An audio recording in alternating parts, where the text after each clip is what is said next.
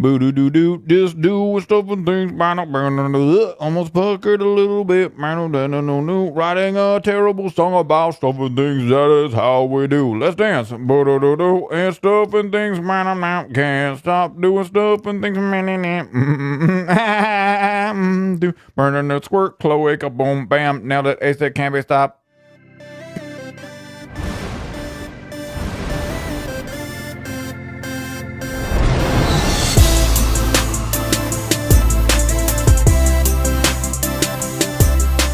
What is up, the world? It is your friendly neighborhood Subgator here, hanging out today, doing stuff and things on the Hermitcraft FTB Infinity server. I hope you guys are having a good day. I'm having a really good day. Look at this machine.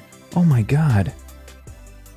It's making iron. So, all right, today we're doing a bunch of different stuff and things. I'm so excited to kind of get, we're going to get some stuff fixed up. I'm really, really excited about it. But all right, let's check out some stuff. So the last couple episodes ago, we put the time wood clocks back on the oak because we were just barely keeping up when we're feeding oak into the sucker pucker. So let's take a look. We had around 650,000, 1 million oak. All right, so that's working out. Sweet, perfect. Nailed it. Aced it. Can't be stopped. In the last episode, we started this system here. It is making meat, liquid meat.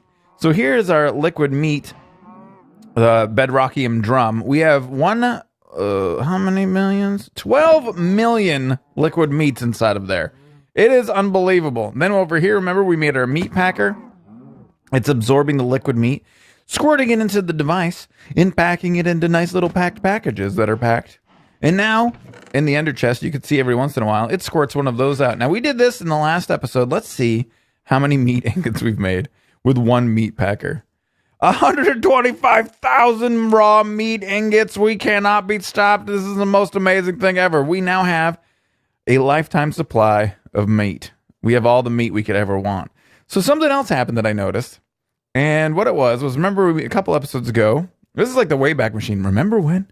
So a couple episodes ago, we made these portals so that people who don't have enhanced harm of squirting can come over here and they can get to our stuff and things. So today, I was playing around. I started doing some other stuff. Oh, I started making more solar panels. We're going to add that extra super solar panel in today. This thing's working it. It's almost done. But anyway, I was over here and I was like, oh, let's test these out. Wait, what? Wait, what? It doesn't work. Wait, what? Is it a redstone thing? Wait, what? It doesn't work. And so you know one of the things that's really funny is that nobody noticed. And a lot of times you guys are really on top of it. I don't think anybody noticed that these books I made, they weren't interlinking. So we made, I don't know, I might not even show it in the video, but now you can get to the Bloodstar and to the Wand 8. So I also made portals out because then I realized once they get here, they're going to have to charm of squirt out. So maybe they might want to use a portal. So we got this portal here now. And we're here. And then let's go ahead and just test on camera so everybody can see it. The spawn portal works, by the way, but because it doesn't need to be interlinking. But then over here what I did was I made the portal back inside of here. And I've covered it up as best we can with covers. So it kind of still looks like it fits. And this should take us back to the 1.8 again. And we've done it. Nailed it. Aced it. Can't be stopped. So now you're seeing a little bit of the backstory about all the stuff and things that are going on. Is that solar panel ready to go yet? Oh, baby, we're getting there. We still got 1,000 leadstones to make. This is actually, I think once the leadstones are done, this should go pretty quick. We can just sit here and look at this. But yeah, so I wanted to take a second to thank you guys so much for all your support in the last video. We got, I think, over 1,000 thumbs up. I'd like to shoot for 1,500 on this one, just because you love me. Just love me. So, but anyway, I think it's going to be cool. You guys have been amazing. It's just, I want to make sure I try to remind you guys. But anyhoozle, so now we're here. We're doing this thing. It is at 700. It's going to take a second. So why don't we just grab some meat real quick? No. We'll just grab some of our meat and hold our meat and then bring it over here. So some of these guys are being utilized right now for the making of stuff and things, but we will squirt some of the meat ingots in here just so we have a little bit more on stock. I could set something up to automatically start processing those. We probably could do that. It'd be pretty simple. Be pretty easy to do. So let's take a look here. We still have 400. All right, it's going to take a little bit of a second. Let's just wait patiently. For it to finish, and then we'll BRBs. Oh, here it goes. Oh, I think it's going to start. Here it goes. Oh, and we're done. All right, sweet. So this means let's go ahead and pop these solar into the system, and we are trying to make the ultimate solar panel. So I think we have. Okay, we need to make one of these guys, which means we need to make. Okay, hold on a second. What are those even called? Cores. Okay, so let's just check out which cores we can make. All right, we've got it right here. Let's go ahead and start it up.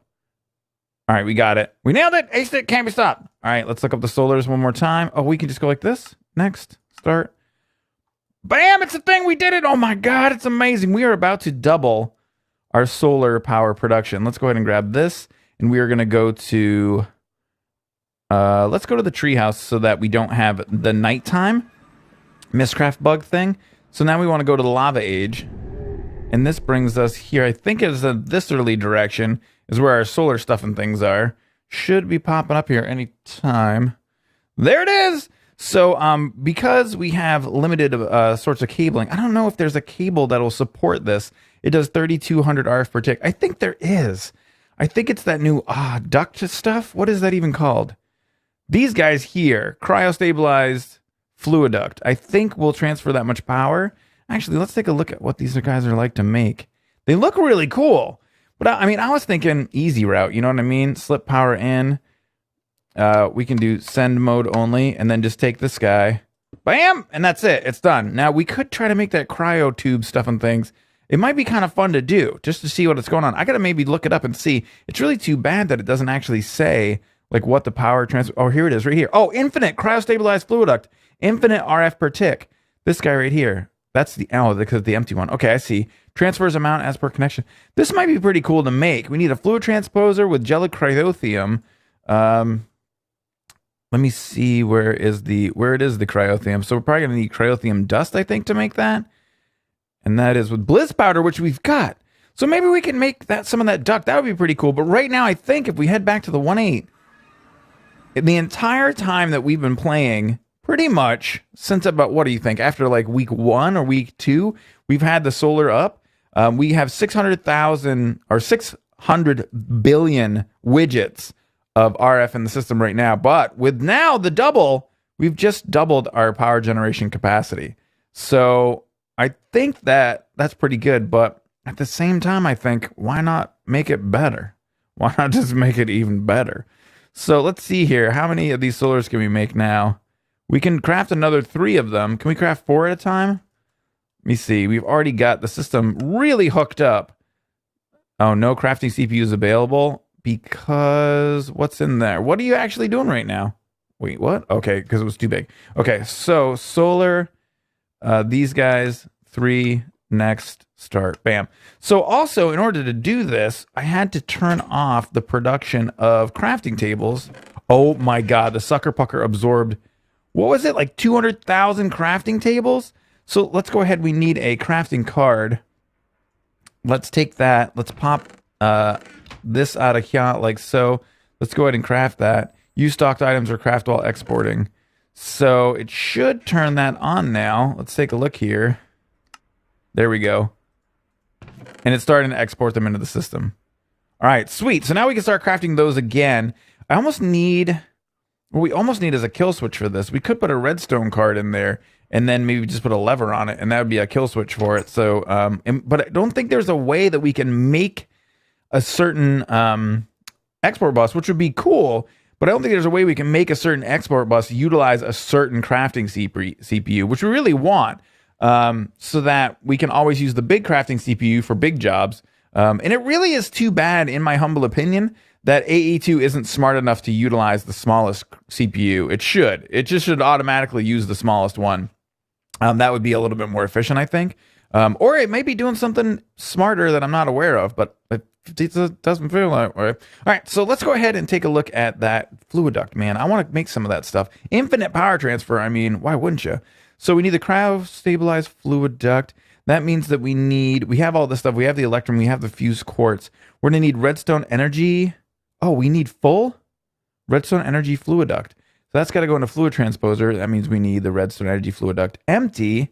So we can do that. So we can make a stack of that guy, or 60, for instance. I think we could just pop right over here. And then, where is that? Where are you? Wait. Is this it? No. I think it's over here in this tower. Here. We should have, there's our magma crucible. That's with that. There, bam. Now, if we squirt these in there, there you go. We're making 60 of the redstone energized fluiduct right now. And is it not exporting? Or are you just exporting super duper slow and terribly? Faster. All right, so I don't think I have any acceleration cards in the import plus there because we don't really need them normally. Are we okay? So let's go ahead and pop this in. So. Take a look here. The fluid duct, this guy, bam. That should make 60 of those. All right, now we have the 60 cryo stabilized fluid ducts. So the next portion of this is to make the liquid gelid cryothium and put that in a fluid transposer. So let's take a look here and see. Do we have any of these? These are basic fluid transposers. Let's go ahead and get a better fluid transposer created. So we'll go like this, one of these, and then that's a emergency mute. And we're back. I'm sorry I was so rudely interrupted by the spontaneous inability to speak. So I got a frog in my throat or something right there. All right, so now we got our fluid transposer. We made a resonant one. Let's just grab a Tesseract to power it. Yeah, like one of these. Popping it, like so. We're to squirt this. Are we at the right? We're at the wrong. We're not the main tower. It doesn't really matter, but I just feel like I like being over here better. So we're going to squirt this guy down like so, bamming it like that. Got the receive mode only. This thing's got power, nailed it. All right, so we can just squirt. Now, actually, we're going to need a magma crucible. Let's go ahead and make one of these guys. So we don't want the basic machine frame in there. We want resonant machine frame. Nailed it! All right, so now I've got our magma crucible, and we can squirt that, like, say, right there, and then we'll just get some Ender IO energy conduit for nowsies. Squirt that on there. That should start to be getting power. Nailed it. Ace that can't be stopped. All right, so cryothium. Let me take a look here. Where are you, the gelid cryothium? Sweet. I think the cryothium dust is what's going to do it for us. All right, so we've got a problem now. We need niter or saltpeter, and then we need blizz powder. So we've got blizz rods, I think, in spades. Yeah, 11,000. So let's take a look. Do I have any pulverizers real close? Induction smelter, no. That's a furnace, no. I don't think I have any over here. Let's pop over here really quickly. And here we got the pulverizers. I do believe if we squirt these in there, we're going to get snowballs as well. We're going to get blizz powder too. So let's go ahead and popping it. Like so. I think we've got a couple more. Like that. And like that. We're going to squirt all those guys in there so we can get that. Now we need either niter or saltpeter. So let's take a look here. Niter. What is this even made from? All right. So we can get it in a couple different ways, but it looks like saltpeter ore is really what we're looking for. Of which we've got 42,000. We've just never played around with it. So let's take a look. If we pop that out of there and just hit uses. That's all the uses. Wait, hold on. So we can't like pulverize this stuff? There's nothing, it won't pulverize? So if we put this, it won't pulverize. Okay, so that guy doesn't pulverize. If we break it, well, we have silk touch. So let's go ahead and pop inside of here. Inventory, soulbound, looting, sharpness, reaper. Let's pop our silk touch off of here. If we break it now, what do we get? Salt. So uses for salt. Doesn't look like that's something that we can really use. All right, I'm going to take a look at how we're going to make this. I just think it's interesting that, like, salt ore, I guess that's from Pam's Harvestcraft. That's probably why. We're just using the wrong ore entirely. Maybe we won't take a break. Let's go ahead and take back inside of here and then look up salt again. I think we just, suddenly? There we go, nether saltpeter ore. This stuff we can put in the grindstone, we can smelt, macerate, or pulverize. I'm going to take a wild guess and say it's going to pulverize in a nitor. Let's check it out here. Yep, or niter. So we got the niter now. Let's go ahead and take a look over here. We'll grab some more salt. Peter. It's so funny. Whoa. So let's grab some more saltpeter. Pop over here. Squirt it in to these pulverizers. Like so. Bam. Nailed it. Aced it. Those are furnaces. Can't be stopped. All right, so I think we should have a good amount of niter now. We'll pop those into there. Oh, I forgot I needed to change one of the interlinking books. Oh, no, that's the old one. I got it. We fixed it. Never mind. Random. All right. So here we are going to take this and set it like so. We are going to take this. I think it was set just like so. Now we should be able to make our gelid or our cryothium dust. Let's just take 2 to see what's going on here. If we squirt that in there, bam, bam. All right, we did it. We made gelid cryothium. We have made gelid cryothium. So we'll squirt this in here. Because it's a resonant machine, it's going to work pretty quick. We're getting, it's going to take a minute here. Now, how much of this do we need in order to get filled up? Oh, it looks like it only took about 500. And we got the cryo-stabilized fluiduct. Oh, can you hear it? It's working. Oh, and it's cool and it's blue. All right. So let's take a look at this stuff. It looks really interesting. Oh, wow. Oh, that's a cool block. Oh, baby, is that a cool looking block? And I like the idea of it is like that the cabling gets so hot it has to be chilled in order for it to work. And what does it look like when it splits? Oh, I like the look of that, man. That's a sexy block. Place, become a cross of sexiness. What? Oh, no. All right. Everything's fine. I really like the look of that. That's a really great addition. I think that's a block that, you could use that as an exposed piece of wiring, and it just looks really great. So that's so cool. All right, so I think we should just be able to take this straight away, head over to lava. Let's see here. All right, now here we are. We should be able to popping it, like so. Pull that guy off of there. We could just squirt, maybe just make an X, because we're going to make a couple more. Maybe just make a little, yeah, like that. Now, can we attach? Oh, yeah, baby. Oh, wait, nailed it. A-stick can't be stopped. Now, I think we're getting a power transfer. Of course, it's really kind of difficult to see. Oh, wait. Oh, wait, no. Slip power out, send mode only.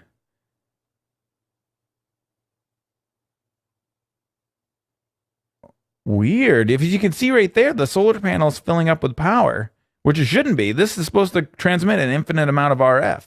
Let's head back to the 1.8 real quick and see if we're still getting power transfer. No, we're not. Oh, wait, no. Yeah, we are.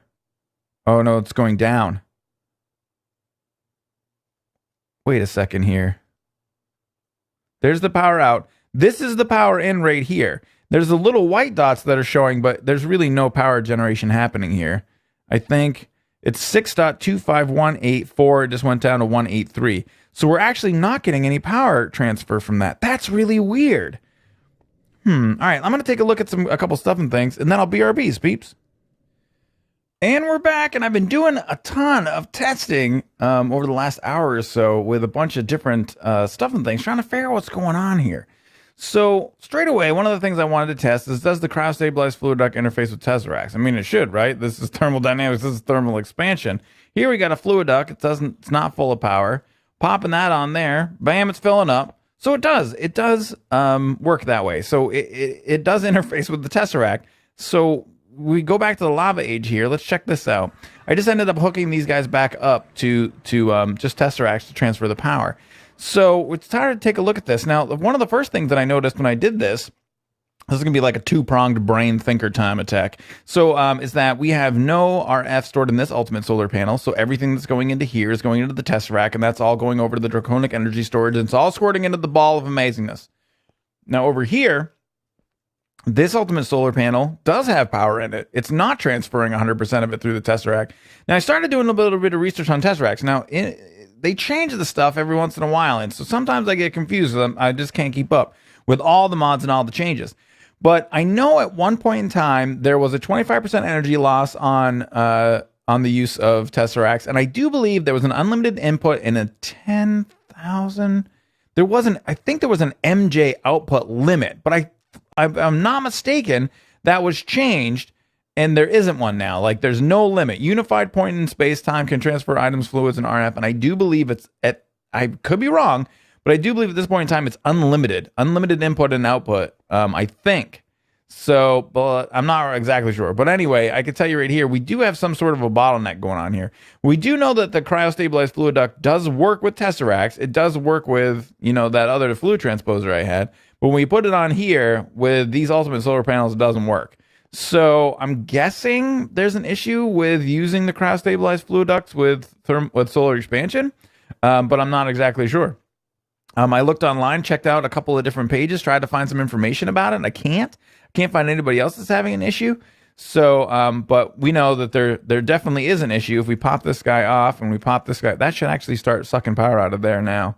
Yeah, because we're not. Okay, so yeah, that's working. But if we squirt this guy onto here, like so, we'll see. Oh, wait, what? Oh, wait, what? Are you now filling up? Wait, what? This was not working a moment ago. Why is it working now? So if we pop that onto there. What? Why is it working now? You were there. We were all there, and it wasn't working before. And now it's working, I think. Let's go back to the 1.8. That's so weird. We have energy transferring out now. 7, 79, 80, 81, 82. That's working. Were you not there with me when it wasn't working before? But now it is. And it looks like the other thing that's weird to me is that when these guys, that doesn't make any sense to me either. When these guys, all right, now they're genning power, pop these guys off. When these guys are directly on the Tesseracts, they don't transfer. Oh, maybe. Hold, please, because I'm having a brain thing. So let's go ahead and pop that onto there, pop that onto there. This guy is redstone coal disabled, send only power. So no, okay, now we're seeing that is not able to transfer power through the Tesseract. That's weird. All right, so what if we now do this? Okay, now it's still filling up. But when we had it over here, is there something happening? Someone play a joke on me? Like so, let's test this again.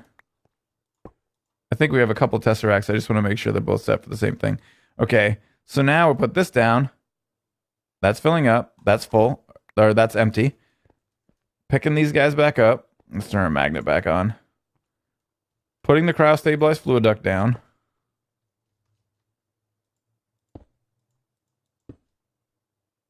Weird. That's weird, man. Is there a buffer in the cryo-stable? No, I don't think there is any buffer in the cryo-stabilized fluid duct. I think that's what it means when it says has no residual capacitance. I think that means there's no power transfer, like our internal power storage. Like with another, like say the resonant fluid duct, if we were to use that, that's so weird. If we were to use resonant fluid duct, wait, no. You would see there's internal power storage here. See how it says 160,000, 192,000. So there is internal power storage going on there. But now like this, it's sucking it all out. I'm so confused as to where the bottleneck is right now. I'm sure, hopefully you guys will give some good comments as to what's going on with that. But I believe, how can the connection directly to the Tesseract be worse than the connection with the cryo-stabilized fluid duct? That is blowing my noodle right now. But I will say one thing. I still am in love with the way this pipe looks. I think it's absolutely awesome. And we are getting a power transfer over to the 1.8. It's hard to test what it is. You know what would be really great? And I don't know if there is one, but it'd be really cool if there was a block you could put in between power transfer to like measure exactly what's going on. And I don't think that there is anything like that. That would be a really cool block.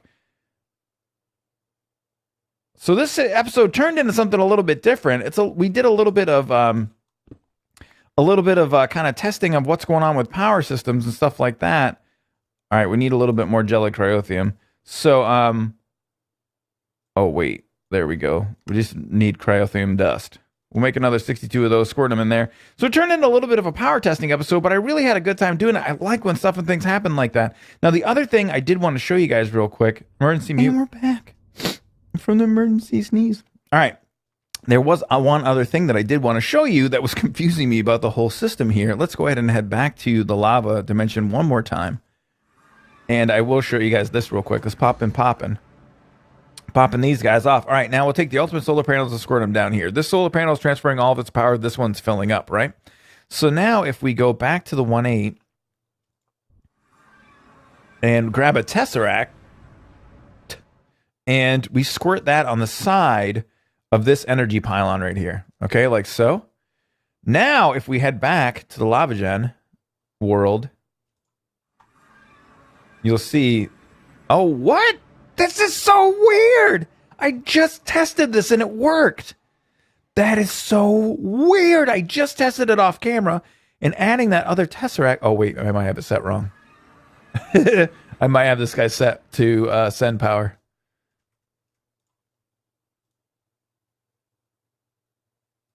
Receive. There we go. Now, okay, now I think this will all make sense in our brains.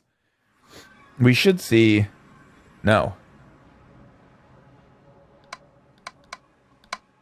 Oh, okay. Maybe I had one of these Tesseracts set wrong. Crap! Maybe now my whole theory is all wrong. Okay, so we're putting the other Tesseract onto the Draconic energy storage pylon is reducing our bottleneck.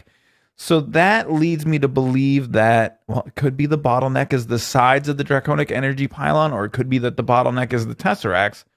But I think it's the sides of the energy pylon. But again, I couldn't find any information about it anywhere. Let's pop these off now that the send is correct. Let's go ahead and drop these guys on.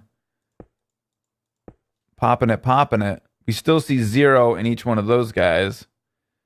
And we still see power transfer over at the 1.8.